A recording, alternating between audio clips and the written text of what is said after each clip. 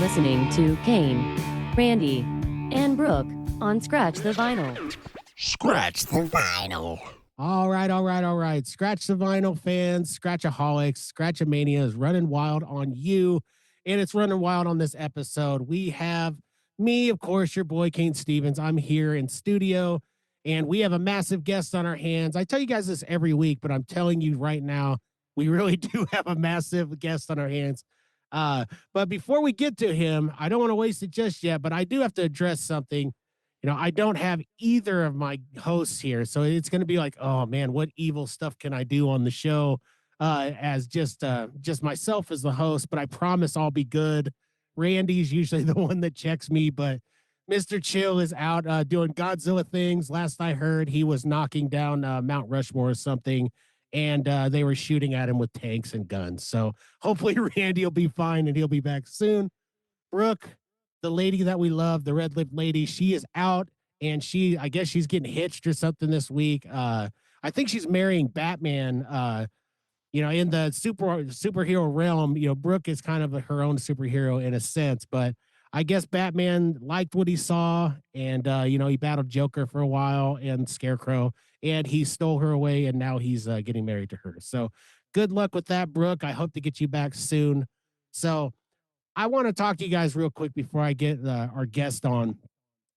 This week, I was the proudest moment for me as a musician, and I'll tell you guys why. Usually when you make something, you never think to yourself, like with kids. I have teenagers. I have three teenagers.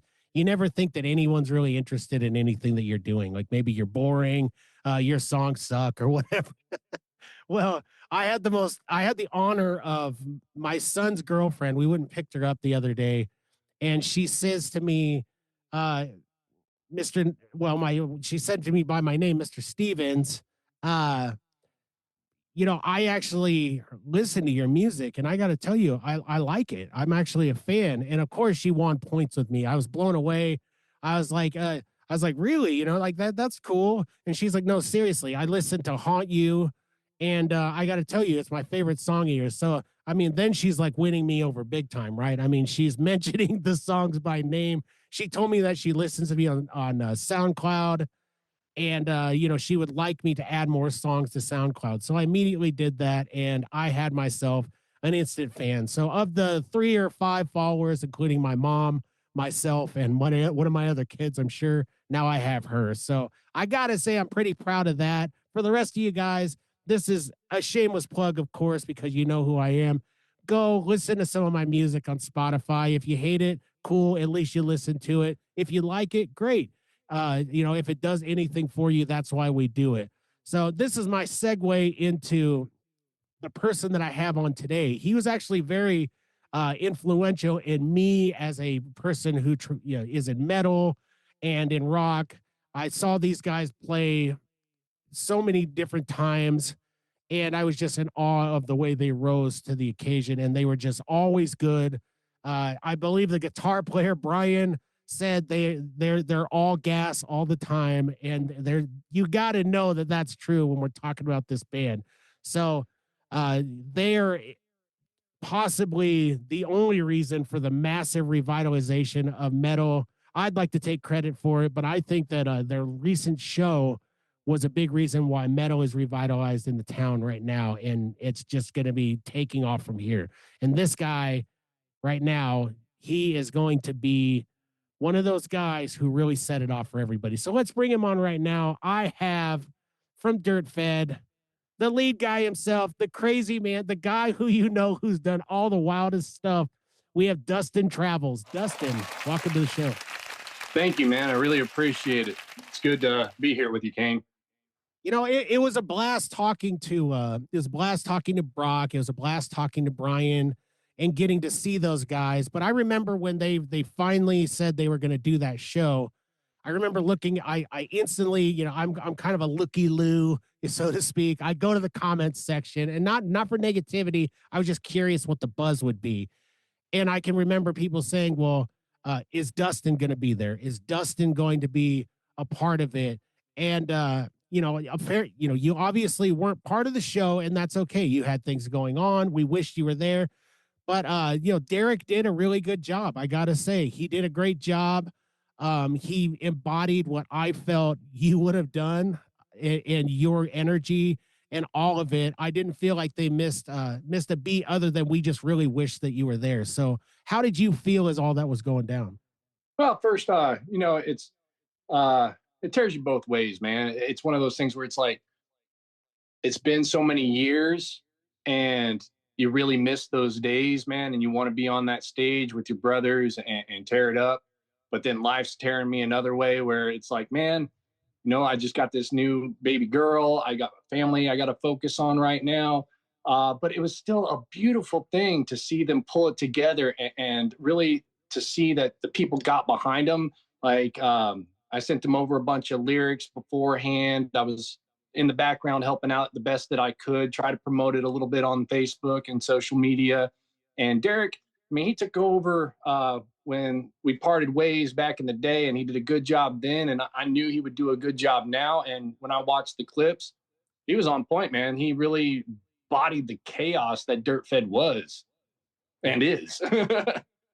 Yeah, I mean, it was magic. It was a magical night for metal in Lincoln. I mean, for those bands to get together, Leighton, Section 8, and Dirtfedd, and to have the place packed and people going nuts over a local show like that it was so refreshing, and it was just so great to see that happening again. I mean, people don't realize that doesn't happen a lot in the local section of it. A lot of times us coming up in music, and I'm sure you guys experienced this when you're younger. I mean, you're playing to a core group of people who are just metal fans and show up because metal is just a big family.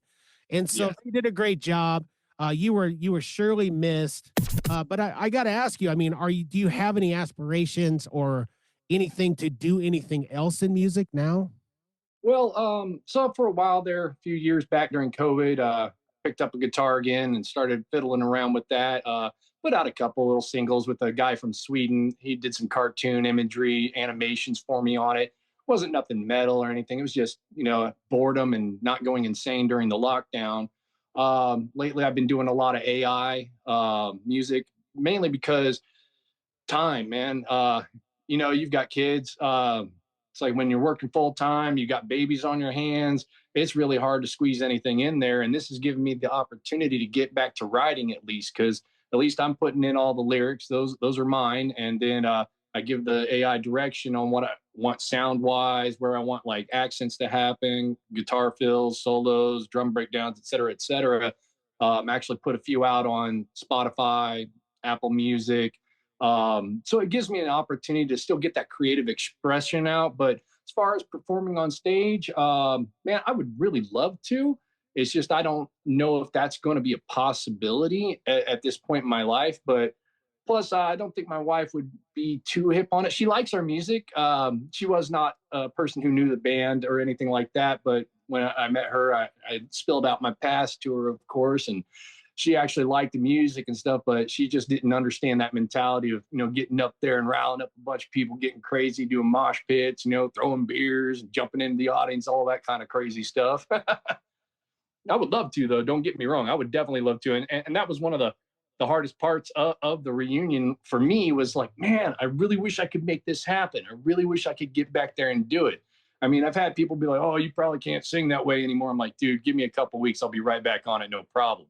But it's one of those things where it's just, man, nothing was lined up for me, and sometimes the stars align for you and sometimes they don't. Well, you bring up an interesting fact of of AI right now. I think that I know there's a lot of people in these camps where they're not sure what to think about it, or they're afraid, right? They watch Terminator and they're afraid that Skynet's going to kill everybody. But I don't think Skynet's going to kill us with songs just yet. Right.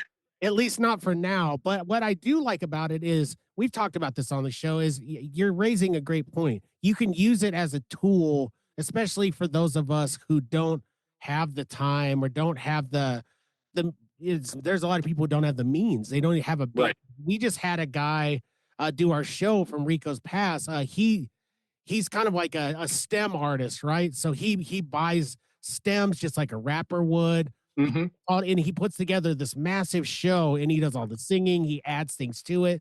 And I think that's great. What's the difference between that and a session artist, right? Where you pay Right. session musicians to come in.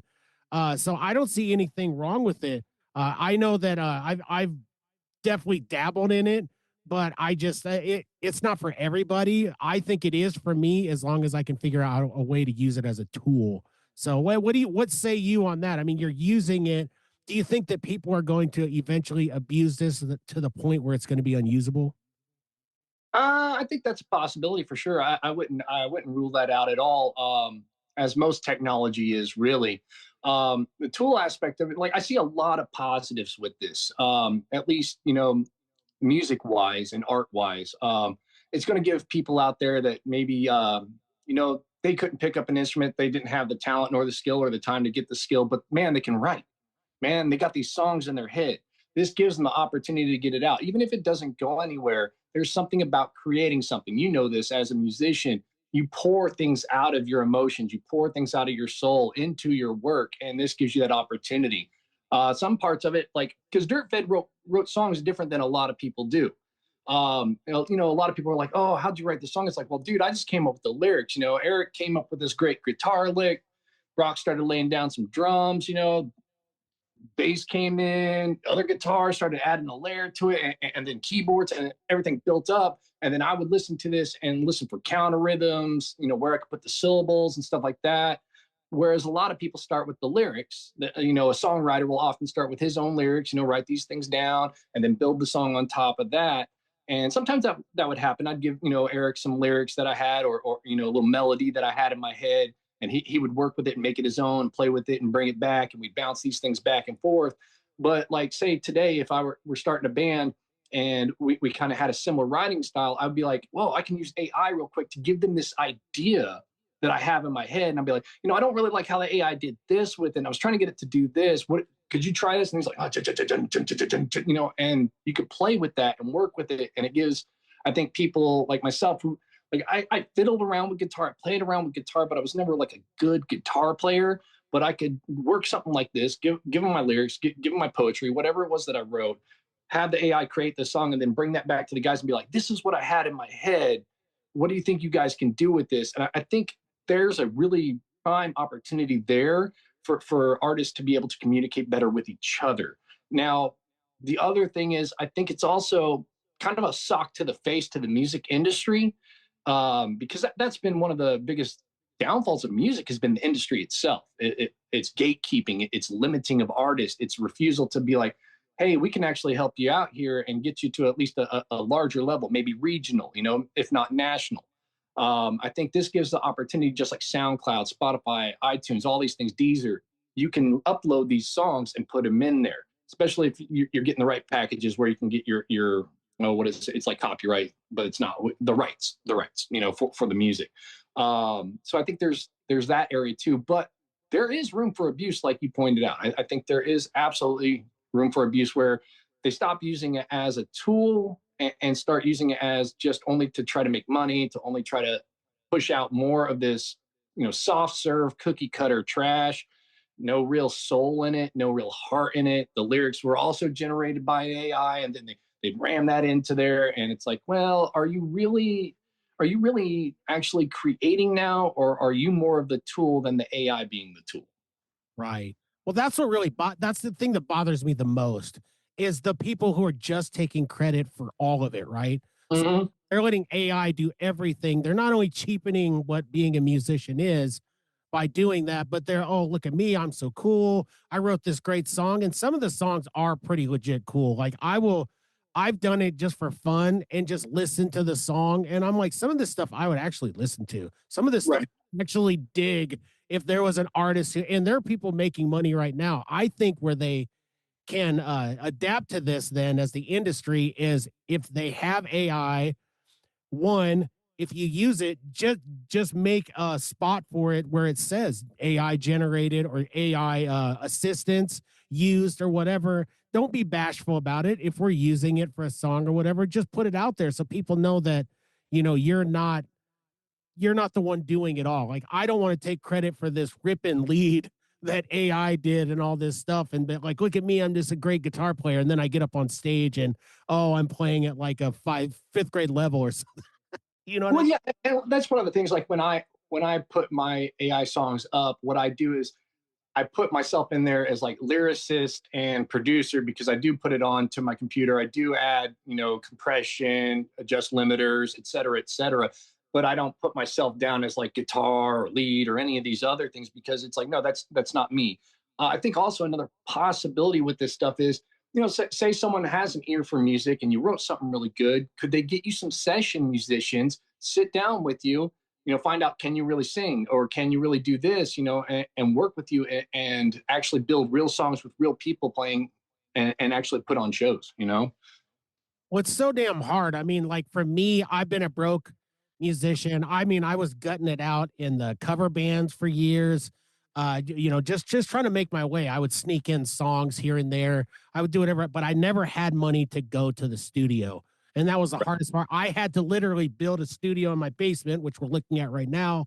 I have a vocal booth over here. I've got my amps. I've got guitars everywhere. I've got all sorts of stuff.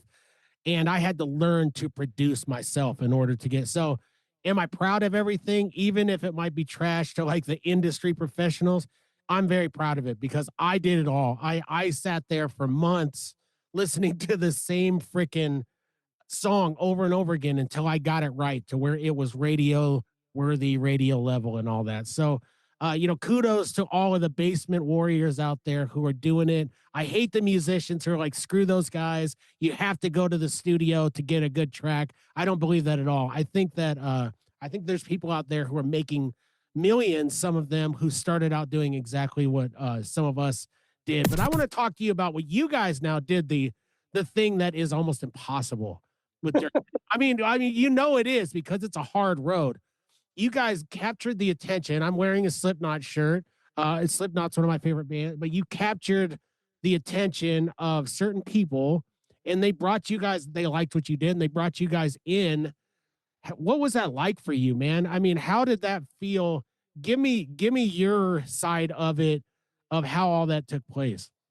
It was a combination of just like, I don't know, how do I put it? Surrealism, relief, pressure. There was a whole bunch of things there because you work so hard. You really put in blood, sweat, and tears into your music. You drill on it. You have those nights where you're like, this ain't going nowhere. You're doubting. You're struggling with it, and then something changes because you dedicate more and more time to it. You see it start growing, and you fall in love with it even more than when you started it. And then to finally see someone else recognize what you got going on there, that alone right there, just that right there felt good. That felt great.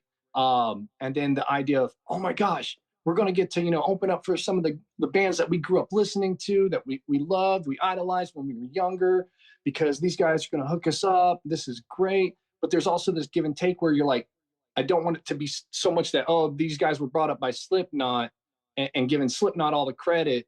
Because like Dirtfedd, we try to distance ourselves a bit from Slipknot because it's like, look, you got us in, we appreciate that, but we want to rise on our own merits too. So it was weird. There was pressure. The surrealism was just, you never thought you were going to make it, no matter how hard you worked. You get to a point where you're like, you feel like you're beating your head up against the brick wall and you're not getting anything done.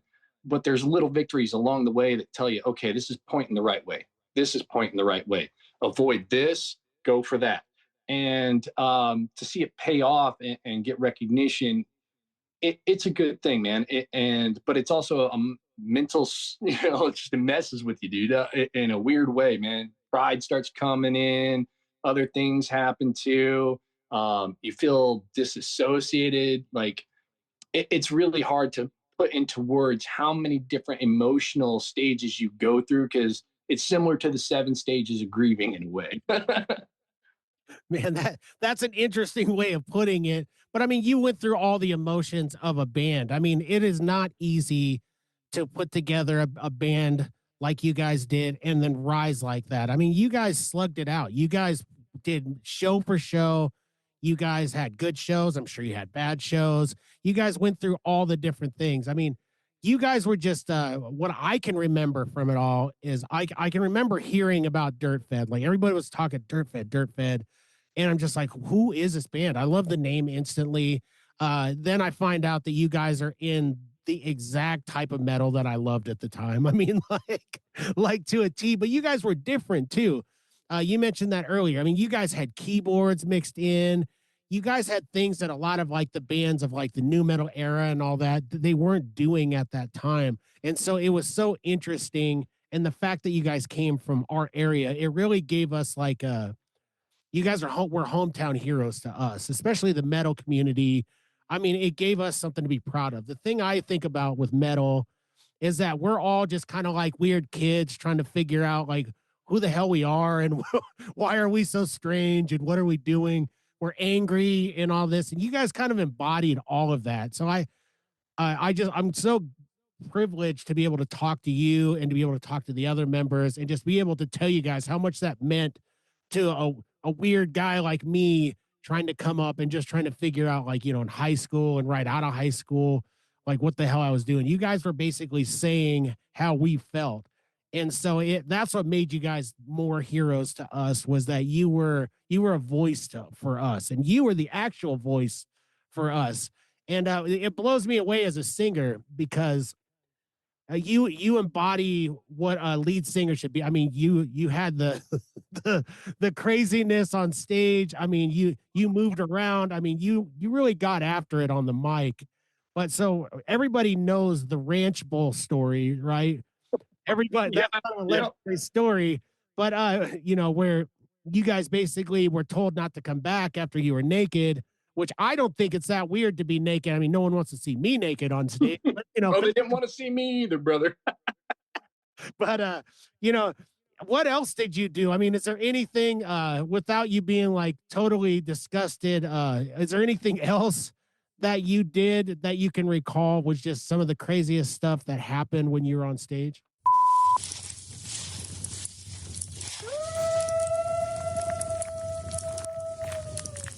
Out in the wild, there's one creature feared by hunters, admired by lumberjacks, and envied by hipsters. Yeah, it's me, the elegant Sasquatch, and let me tell you, these locks don't tame themselves. Introducing the Elegant Sasquatch Grooming Company. Beard oils, butters, and washes so good, they'll make your face smell like you wrestled a cedar tree while sipping fine whiskey. Last week, a hiker followed me for 3 miles just to ask what cologne I was wearing. Joke's on him. I don't wear cologne. I wear the gentleman. Upgrade your beard game. Sophisticate your outer beast. Find the Elegant Sasquatch Grooming Company at elegantsasquatchco.etsy.com. And stop stealing my jerky!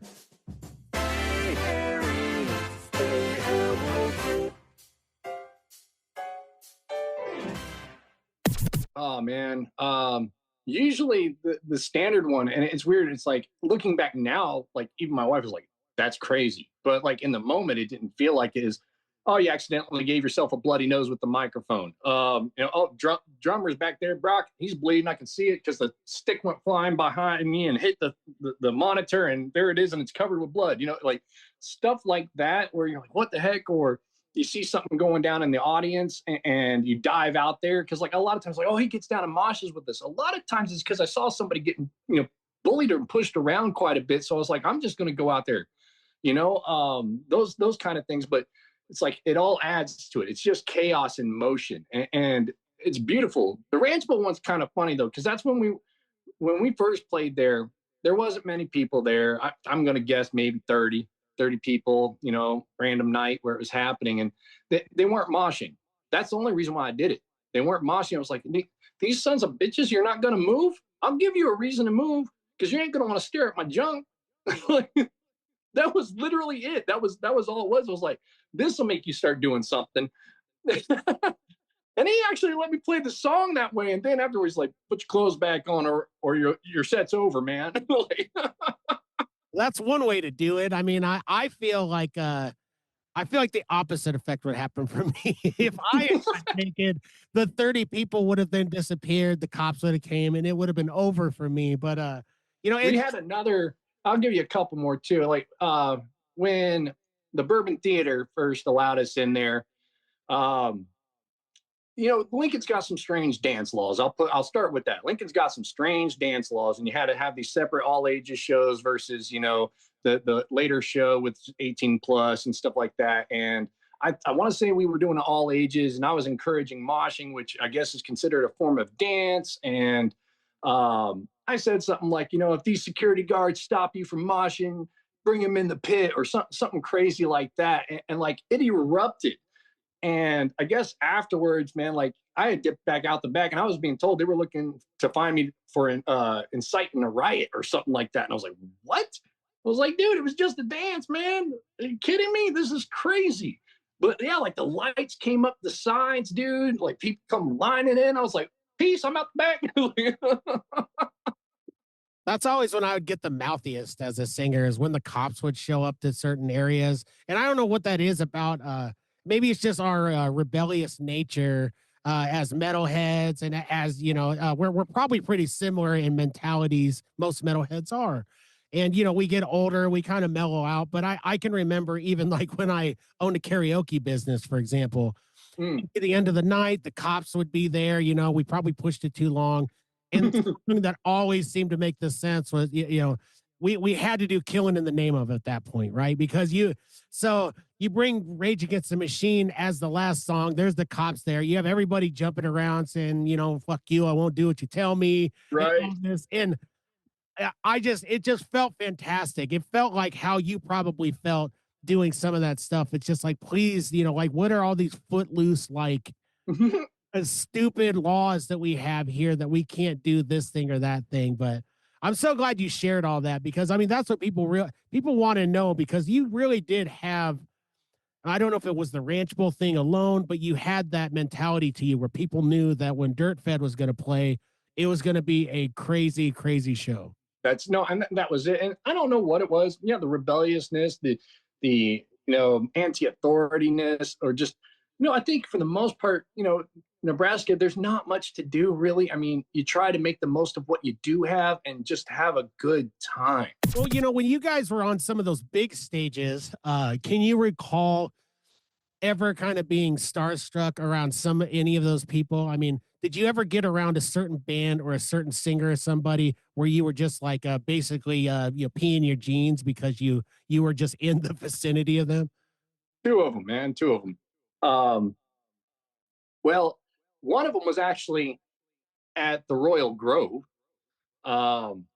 We weren't there to open for him or anything like that. I was just a big Ministry fan, and we were able to get in early and all this other stuff. And I had like 2 demo tapes from like early Ministry stuff I probably shouldn't have even had it. I traded with some Navy sailor for my Live Undead Slayer album to get these 2 demos because I was such a Ministry head. And when I saw Al Jorgensen for the first time, dude, like Brock had to give me the courage to go over there and ask him to sign him, to go over there and talk with him and have a drink. And so that was like the first time. And then the second time was on Mayhem tour, going to craft services because we get like breakfast, lunch and stuff on tour and everything. And Scott Ian from Anthrax was just sitting there by himself.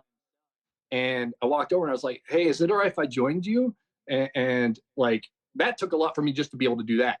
I was like, man, dude, this is Scott Ian, dude. And he was, man, one of the nicest guys I ever met when we were out there. He was like, yeah, pull up a seat. And we chewed the fat a little bit about some of the early days of Anthrax and then how the music industry has changed so much, and just talked like regular metal dudes. And it was just like, man, all right, dude, stop making this big thing of people in your head. They're just like you. They're regular people. And that's good. He was a cool guy, man. I think those were the 2 ones where like I can, really recall vividly that I felt that way. Well, I mean, those club shows are the best because, like, I mean, I can think like Knickerbocker shows and stuff, for example.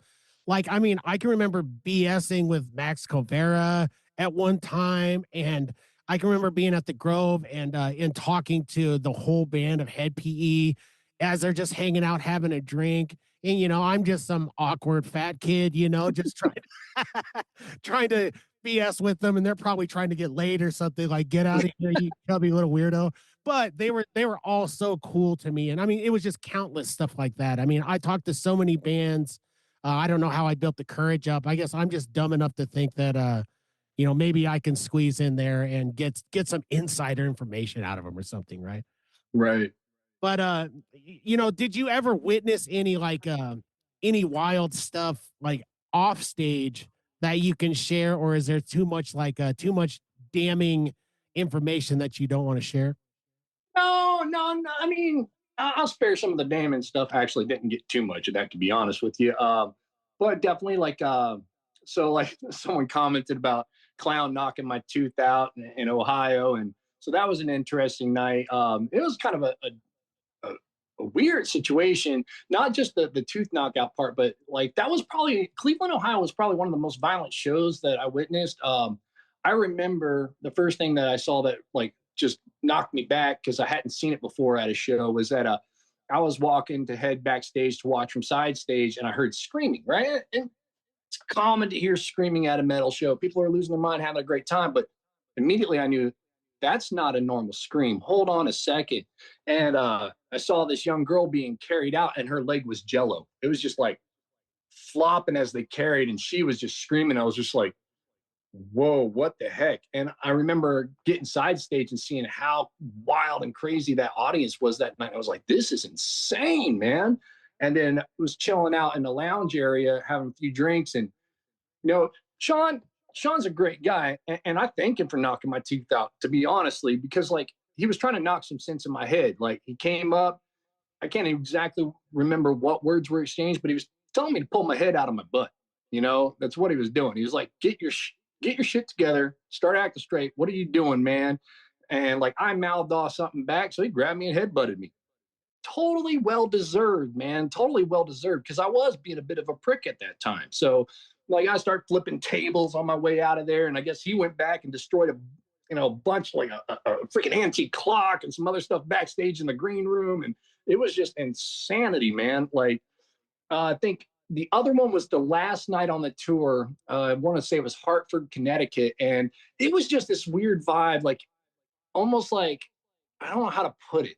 Like I was walking through and there was like, oh, the fluorescent lights have been torn down and they were blinking. I walk into this room, I'm seeing some stuff maybe I shouldn't be seeing. I see, you know, Carrie standing in the corner, dude from Slayer. And I took some substances I probably shouldn't have taken that night. And things were looking weirder and weirder as the night went on. And I just remember like looking back on it now, it was like some kind of horror movie in my mind that I was going through. And it's that last night of tour thing where it's like, you feel like you've worn out your welcome, but you still want to see more.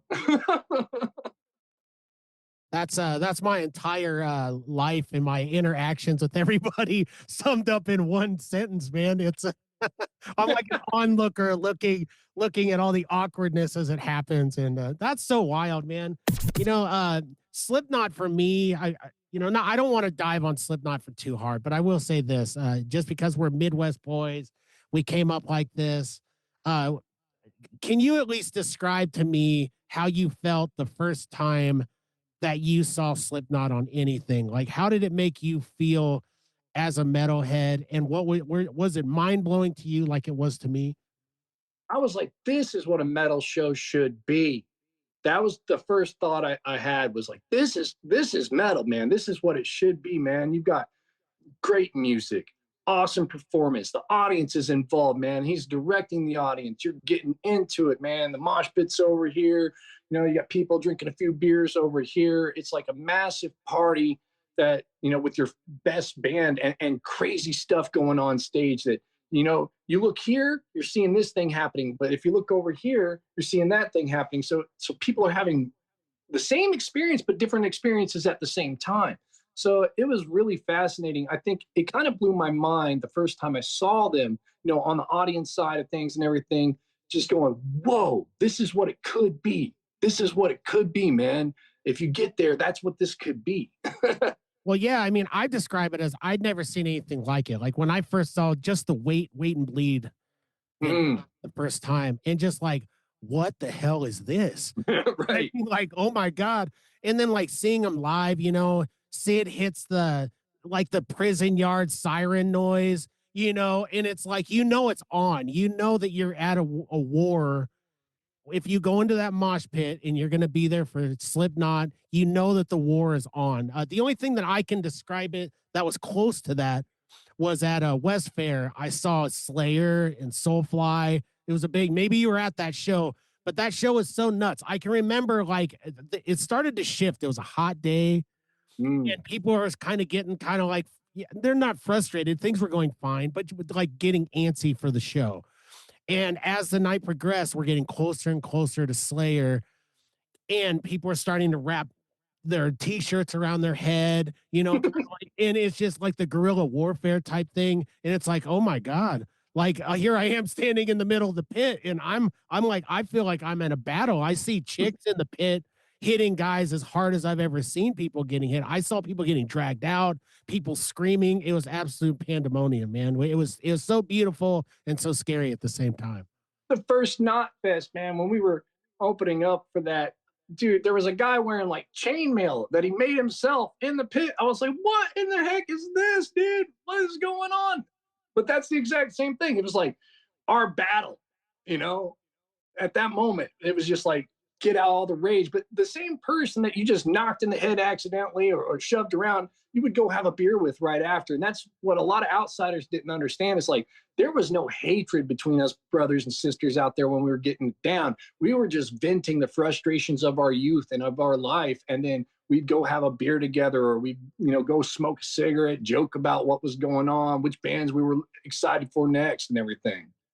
Well, the only ones we hated in the pit, well, since we're talking about pit etiquette and everything, we hated the frat guys, okay? And I'll tell you why. No offense. Yeah, I'm sure you frat guys, you're great out there now. You guys learned your lesson. You don't knock chicks down and stomp on them. But back in those days, I only say loser because I was a loser, okay? Loser kids like me, we are out there to have a great time, to express ourselves, you call it a dance, to dance, to mosh. I mean, we knew the plan. If somebody fell down, you help them back up. If there's a chick really in dire need over here, one, you don't go over and grope her. You go over and help her out. You help her up, and you continue the pit in a nice fashion. But not these guys. These guys were like gorillas out there. Like, I mean, if you just imagine putting a full-blown gorilla out in the middle of a mosh pit, and they're pounding their chest, and they're just trying to like punch people and everything. That's what we would get from that. So don't be that guy. Give us your tips right now, Dustin, because you've been in a lot of pits and you've incited a lot of mosh pits. Give us a little bit of mosh pit etiquette from you. Man, someone falls down, you pick them up. That's the first thing right there, no matter what. Because, someone can get trampled and it's really bad, dude. That people have died from that. That's the first biggest thing. Don't target someone. You just don't target someone. If someone's ticking you off in the pit, man, step out, take a break, get a breather, man. Sometimes these things happen and they didn't intentionally like try to hit you. So don't go targeting them. Hardcore dancing, I'd say leave it to the gym or at least avoid the kicks, man. I got kicked in the head a few times, and I remember grabbing a dude by his leg and throwing him down, but I picked him back up afterwards. It's just one of those things where it's like, some decent common decency among pitters, dude. That's all you really need. If you see some smaller people getting in there, some younger people, look out for them a little bit, man. Pick them up. If you see the big dudes headed right for them, maybe jump in there, take the beating. We all deserve them every now and then anyway. Well, I think Woodstock 99, right, was a prime example of something that was so great that can go so wrong really quickly. Like, I love me some Limp Bizkit. I know there's a lot of people out there they scoff at it. I can remember going to parties and wearing my little Limp Bizkit hats, and all the coolest of the cool would be like, oh, what a loser. You really like them. You like the song Rollin'. And I'm like, yep, I like it all. I like Freddie D and Limp Bizkit, and I'll always die on that hill. But watching Fred Durst incite that riot, and I know he says he didn't, but he did. Oh, yeah. I mean, he basically was a Molotov cocktail as a human being. I mean, here he was. He's the liquor moving around, kind of sloshing everywhere, and then he lights himself on fire and just blows up everywhere. And it was a wild thing to watch. Like, I can remember sitting down with my kids not too long ago and forgetting how crazy that was. I'm like, oh, okay. And of course, here's a bunch of tits, and here's all this in the documentary. And I'm like, well, we just witnessed that together. It's cool. But then like them seeing like all the craziness, they're like, Dad, what is this? And I'm like, this is what it used to be like. Not necessarily like this, but it was at least a small portion of it was like that. So were the festivals that you guys were a part of, I mean, did it get as wild as that? I mean, obviously nothing kind of tops burning the place down and everything, but can you remember it getting so nuts? Oh, I've seen a few that got pretty nuts. Gosh, we were doing one. I want to say it was Arkansas. It was like Crow Fest, and well, I think they took like a pigsty or it was like a former cow farm and set up the stage out there, and it just rained because it smelled like manure like the whole time. And I think we were up, and it might have been third or fourth song somewhere in there on our set that the whole freaking PA system went out. And I grabbed my bullhorn at the time and just like riled up the audience. And next thing you know, they're throwing this poop mud everywhere, just like losing it, man. Like it was insane. And I like now I'm thinking, I'm like, God, how gross, man. There's probably like so much potential to just get sick. Like, but it was pretty awesome. I never saw any like too crazy stuff. I mean, a couple of them we went out to the tailgates, you know, like I stole a golf cart here and there, you know, went out there and saw, you know, oh, water fights and other stuff like that, but never saw anything too crazy like, yeah, Woodstock 99 where they're burning things down or anything like that. Just usually people having a little too much fun, maybe getting carried away with a few things, wrecking a few things, you know, that was about it. Let's talk about Backtrack Records for a second. I know that you Lincolnites, I know that we have multiple places to go for records, but I can't think of a better place to go than Backtrack Records. When I found out that they are open at 10 a.m., and usually when I want to go record shopping, I want to go as early as possible because I want to go and I want to steal those records before you guys do. I want to get all, and I don't mean literally steal, I mean catch the good deals, dig through those bins, and there isn't a single place in town open that early. So that's one great thing about this place. The other great thing about this place is that they just have a lot of the stuff that all the other stores don't have. And I know that our other hosts have also been there. I remember when Randy and I were there and we were like kids in a candy store. There was just so much in there. Randy, you're shopping at Backtrack Records now. I know you're digging through those bins, aren't you? I start with the almost free and work my way up to the $200 box set on the wall that I'm just dying to have. And I just, you know, I'd like to give a shout out to my boy Rob and Jason there. Not only can you talk music, you can get a little lesson in bowling at the same time. I'm just saying it's an all around store. It's welcome to everybody. And the music selection is vast. Well, you guys are well established as Northeast Lincoln people. So don't be afraid to go to Northeast Lincoln. I promise you they won't chase you away with pitchforks and they'll, you know, and torches. They will embrace you. That's the fun thing about the Northeast Lincoln vibe is that it's such a cool vibe. And I can't think of a cooler lady than Brooke Johnson. Brooke is I know her and her man are avid record collectors and listeners. And I know you've shopped there, Brooke. So tell me, have you been digging through those bins? Absolutely. And the last time I was there, I did a little game and I just walked down the aisle. I grabbed one from each side, bought it. And I mean, he never has any crappy ones. They're always really good. And they have CDs still. I still have a CD player in my car. So I'm still trying to find those and the used ones and everything when they're used. I mean, they're not even like they're used. They're perfect. And when we went in there and I talked to Rob, I bought a bunch of stuff and he goes, you know what? I got this bin full of vinyls. If you want them, you can have them. I don't have room for them now. And I was like, hell yeah. The dude's awesome. I love him. And he always gives us good deals too. It's a great place. I love that place. And the posters and the t-shirts and just everything in there. I love that place. It's got vibes for days. So I would suggest to all you guys out there to go to Backtrack Records. If you love records, if you like cassettes, if you like CDs, if you like, I think they even have some 8-tracks in there. And I know they have a bunch of players and everything. Go there. I promise you that you won't be disappointed. Where is it at? It's right next to Let's Talk Bowling. So if you're also wanting wanting that bowling ball drilled or whatever, or polished or whatever you guys do, you can go back and forth and the vibes are amazing there. So go to Backtrack Records, everybody. why don't you give us some of your ideas on coming up in the music scene here in Lincoln? What the metal scene was like before, and what you perceive the metal scene to be like now. Wow. It was kind of a weird time. Like, so I actually moved from Illinois to Lincoln, and what was it, 99, 2000, somewhere somewhere right there, 2000-ish.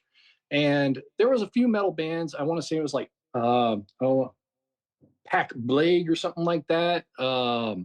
Ezra. There was a few, like a lot of death metal was big at the time. People were really into black metal. Um, there was quite a few good bands like Singe and, what was the other one? Wasting Disease, or what did they call themselves at the time? I might be thinking of a different one. But I know it was kind of weird because it was hard to get shows in the beginning. You'd have to like really work hard to try to get in with somebody. Brock did a lot of the footwork on that. And then when you played shows, I mean, there was some crowds, but it was like the diehard loyal, old school metal guys, and that was about it, right? So like, Brock started printing off demo CDs once we had recorded one, and like we were all handing them out wherever we could. I remember, God, was it Lincoln High? I was handing them out at Lincoln High. We were just trying to grow it because when we got into it, it was fairly small. And as more and more bands came along, it started to grow, and they would do the same kind of things. And we were all out there just trying to pump this metal scene up and get it moving. Like, because we knew there was a craving for it, because otherwise, how would like Slipknot draw in such a big crowd there? How would all these other bands that are on the national stage come out to these places and get these massive crowds if people didn't like metal? Well, they just didn't know what's going on in their own backyard. And that was a big part of the first at least 5 years of the band, was just doing that over and over again to try to help grow the scene. And when it started taking off, it was just beautiful, man. Because like you'd see a lot of the same faces at shows, and then you start seeing a lot of new faces, and you'd be like, all right, this is great, man. It's getting around, it's getting out there. Then you had to worry about overplaying too, because like if you played like every week there, I'll just catch them next week, So you had to try to mix it up and play different venues, play in different cities and stuff like that. Today's metal scene, I don't know much about, because after Dirtfedd, I moved out to the East Coast, spent some time out there going to college, and then moved to the West Coast. And then I'm back in Appalachia now. So I really don't know. I've been slowly eking my way back into learning about what's kind of happened since then, because I turned off music entirely for about 7 years while I was in college.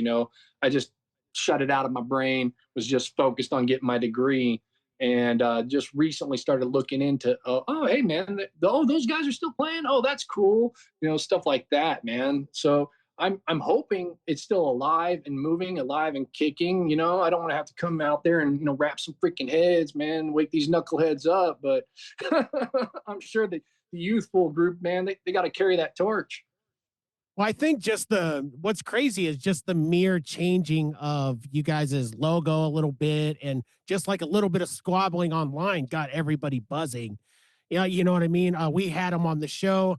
I know Brock said to us, like, he wasn't expecting us to even bring up when we had him on all this Dirtfedd stuff. But I mean, I knew I had the old ace in my sleeve.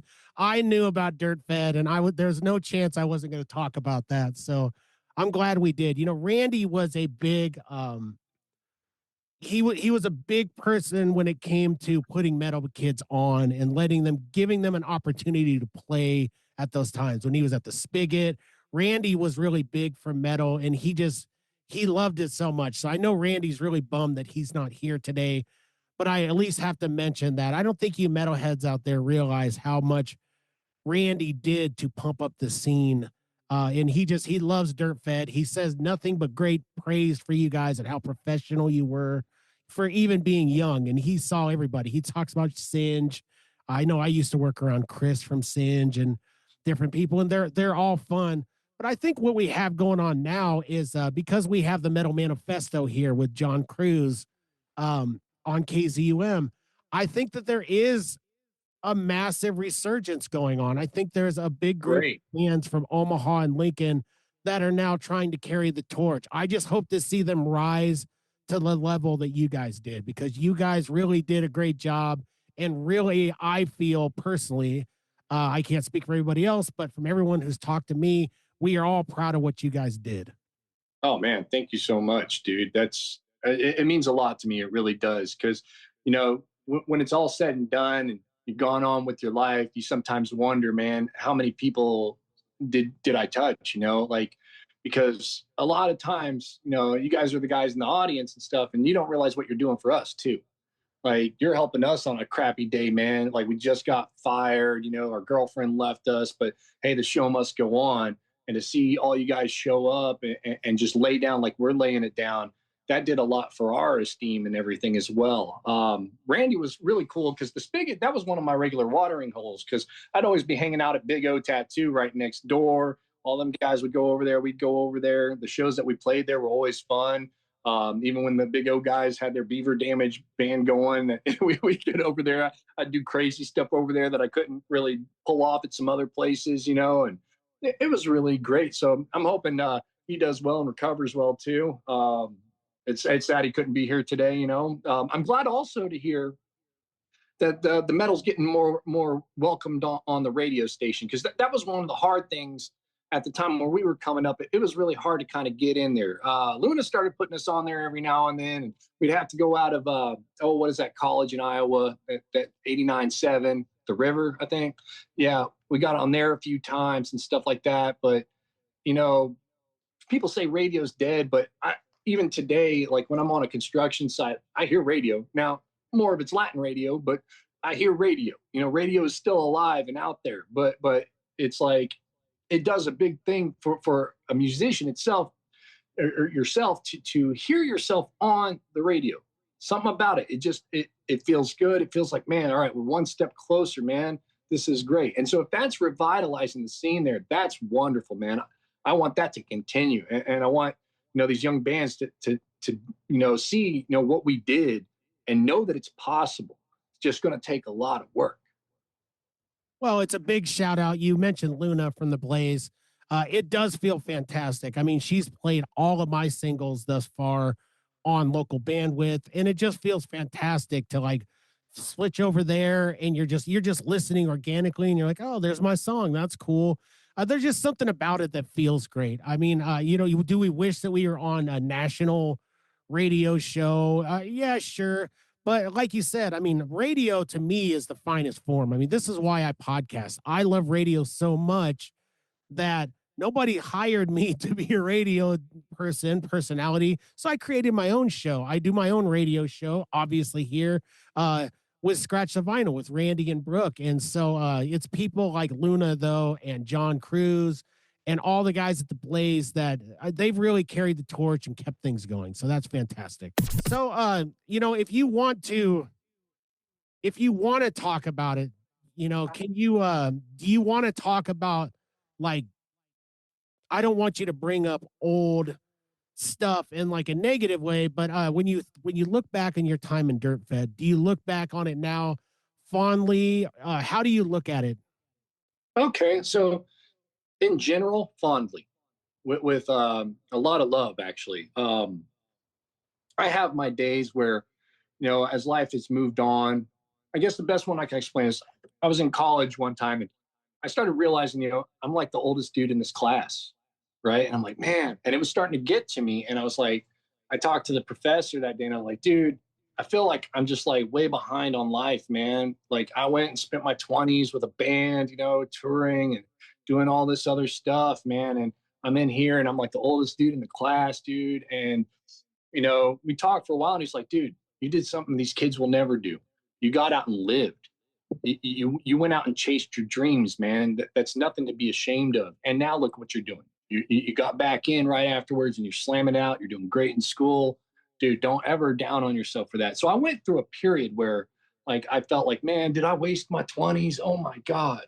But now, when I've talked to my wife about it and I've talked to other friends and stuff and some of the church guys and everything like that, I'm like, man, those were some of the best days of my life, man. That was great. I was living my dream. I was chasing it. And, I really made a lot of cool friends and there was fellowship and brotherhood there and camaraderie and you know, people have reached out to me over the past few years, and every time they do, it's just with love and warmth and welcoming, and it's been great. So I'd say overall, besides that little period where I was kind of doubting, it's all been just like fond memories.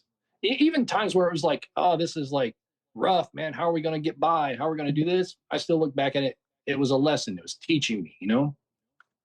Well, I hope conversations like this help you, man. I don't look fondly at some of the stuff that I did, coming up as a musician or I don't look fondly at a lot of the things I did when I was younger, but that's part of the journey, right? That's part of getting older.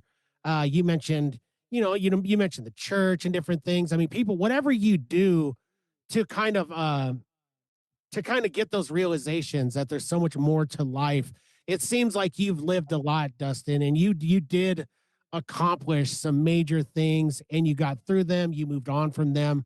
But it's so refreshing to see that you're doing well and Well, that you're here on the show and you gave us some of your time. I know that this hour goes by really quickly, and I know that we're probably winding down here. But what do you want to give? Let's give kind of a I've got a couple questions for you, but the first one is do you have anything right now that you're listening to that is really kind of like an earworm to you? I like to ask this question, play this game now and then I'll get to the more serious question as we close out. Is there something that's really burning a hole in your ears right now? Lately, not so much. I mean, the last album that really got me was Sturgill Simpson's Sound and Fury. Um, so I know his metal show and everything like that, but as many people know, well, a lot of us Dirtfedd boys, we listen to a lot of different music. We were very eclectic individuals, and that's how we got our sound. I'm really big into like blues, rock, classic rock, and stuff like that. New songs wise, I'm actually more of open to hearing new bands. Like I'm going to check your stuff out later too, because I was like, oh, I didn't realize he's making music and putting it up on SoundCloud. That's great.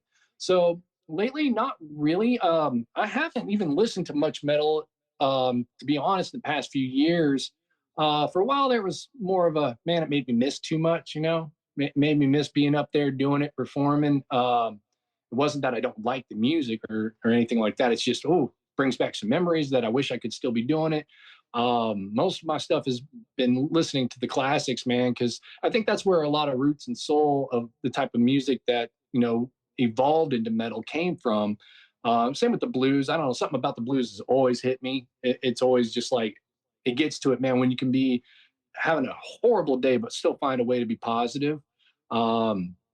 Yeah, so like I don't really have any earworms right now, man. I'll be looking out for more though. And if people watch this and they want to hit me up on Facebook, send me over, hey man, you need to check out this band, please send them over, man, because I will listen.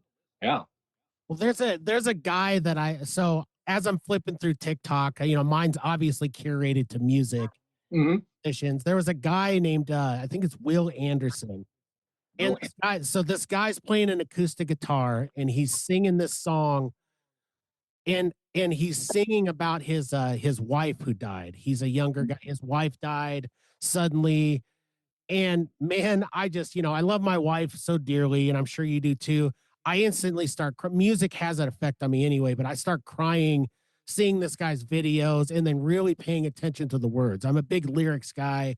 I think lyrics do matter. Those of you guys that don't think so, I don't think you understand the poetry of it all and how much there is. So a lot of people think the lyrics are a throwaway, which I know you as a vocalist, we would probably completely disagree with that. But yeah, the poetry's there. But if you get a chance, listen to this guy, Will Anderson. His songs are so so simple but so perfect. And man, just seeing the pain in this guy's eyes, I feel for this guy on all levels. I've also been listening. There's a chick named Allie Nicholas that kind of just came across on Spotify, and she kind of has her and her band have that kind of that Evanescence feel to them. And people might accuse me of being sexist or whatever, but I never really had a lot of female leads or female heroes in music, if that makes sense.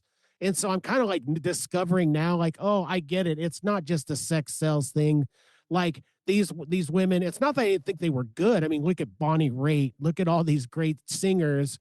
It's just they didn't connect with me, but now I start to like understand them more. I know there's like a pervy section of guys out there who they only listen to a chick like Samantha Fish, for example, right? She burns it down on guitar, she's amazing, but I know there's some pervy guys out there that only listen to it because it's a hot blonde singing. I know it to be true, but I'm not that way. So I'm glad that you shared that with me. I hope you check them out. And my last question for you, it'll be pretty easy.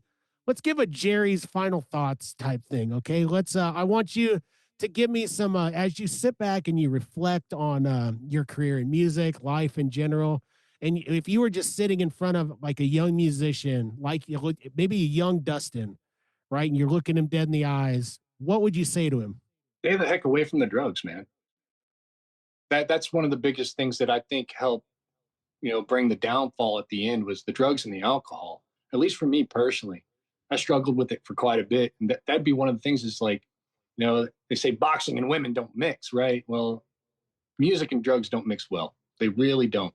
You want to stay focused. You want to stay raw. You want, like with metal, you've got to be raw, full of energy, chaos, embracing it.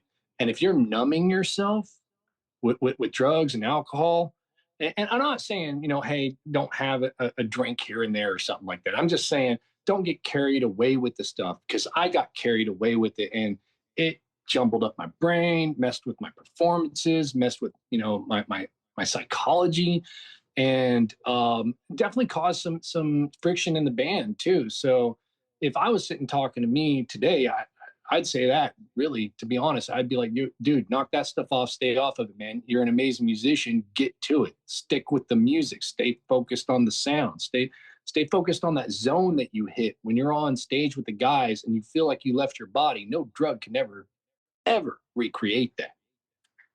What a powerful final message, man. I love that, because that was me as an artist. I thought that I'd be the guy who I'd have to get shots before the show to calm myself down.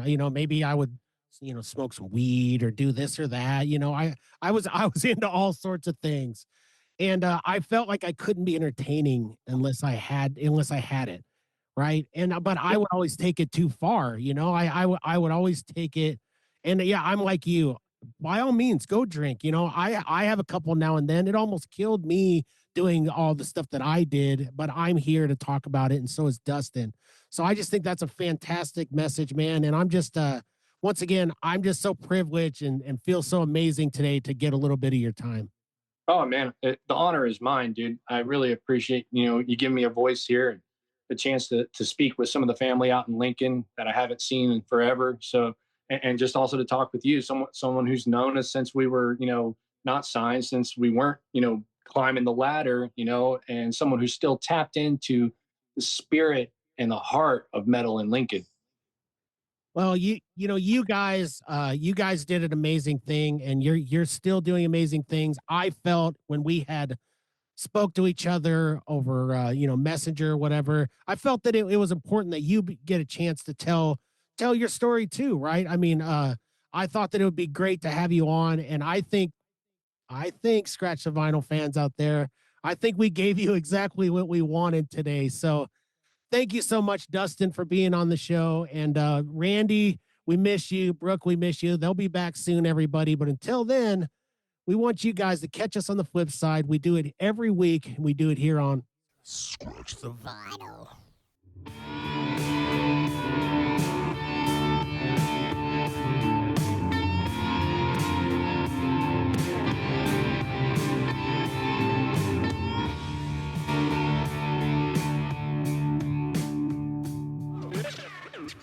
Scratch the Vinyl.